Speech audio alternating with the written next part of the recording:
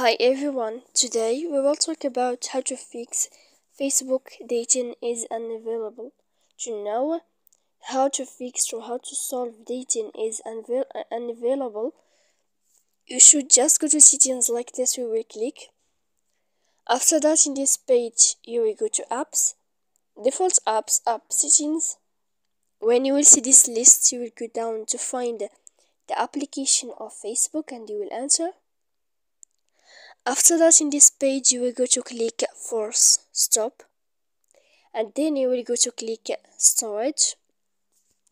After that, in this page, you will click here clear cache, and then you will go to click clear data.